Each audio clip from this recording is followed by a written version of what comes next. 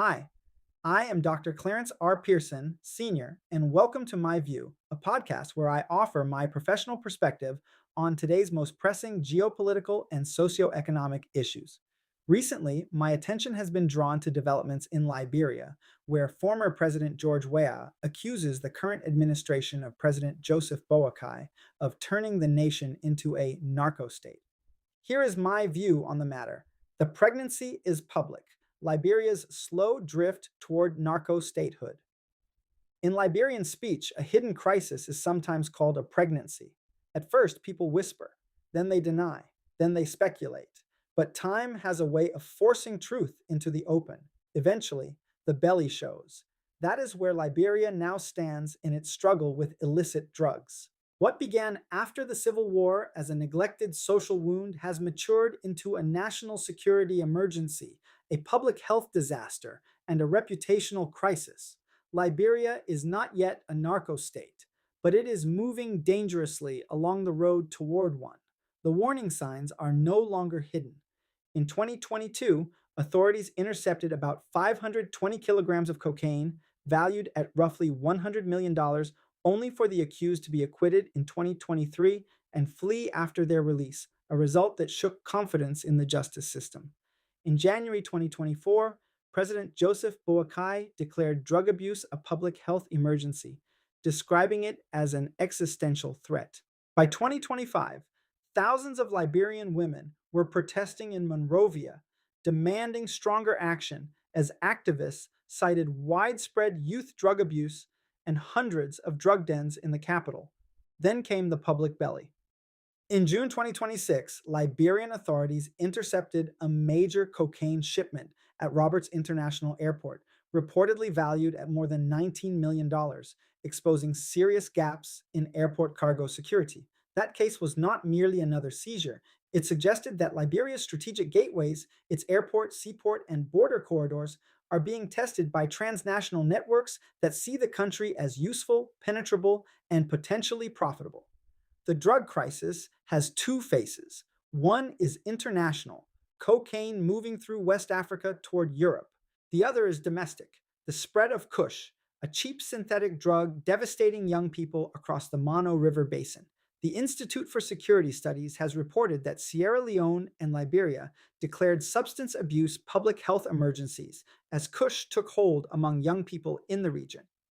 AP reporting on related research found that Kush in Sierra Leone contained nitazines and synthetic cannabinoids, a dangerous combination that helps explain the drug's lethality and rapid social damage. This is why the pregnancy metaphor matters. Liberia's leaders long treated the crisis as something concealable, a transit problem, a youth problem, a police problem, a Monrovia problem.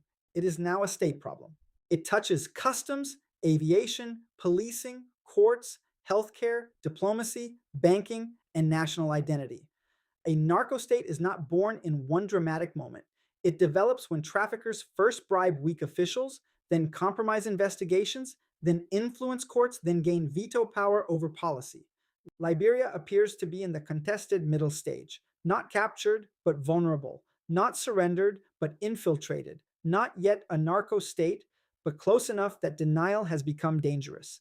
The strongest evidence of danger is not only the size of the seizures, it is the pattern after the seizures. When major suspects escape accountability, the message to traffickers is simple. Liberia may be risky at the airport, but negotiable in court. That perception is fatal. The UNODC warned in 2026 that traffickers are exploiting instability, new routes, and changing drug markets, while also supporting Liberia's response to the nexus between organized crime and terrorism in West Africa. For Liberia, the cost of inaction will not be abstract. It may come as cargo restrictions, heightened airport scrutiny, fewer investors, more suspicious treatment of Liberian travelers, deeper youth unemployment, and growing public cynicism. A country already fighting for democratic credibility cannot afford to be viewed as a soft corridor for narcotics. The response must be national, not partisan. Liberia needs secure scanners and real cargo chain monitoring at Roberts International Airport and the Freeport. It needs specialized narcotics courts with protected judges and prosecutors. It needs serious rehabilitation centers, not political speeches. It needs regional border cooperation with Sierra Leone, Guinea, and Cote d'Ivoire. Most of all, it needs convictions in major cases, not only seizures. The pregnancy is public now. The question is whether Liberia will deliver reform or give birth to a narco state reputation it may spend decades trying to erase. My View is a continuing series where I share informed commentary on a wide range of geopolitical and socioeconomic topics. If you found today's discussion helpful, please follow, subscribe, like, and share.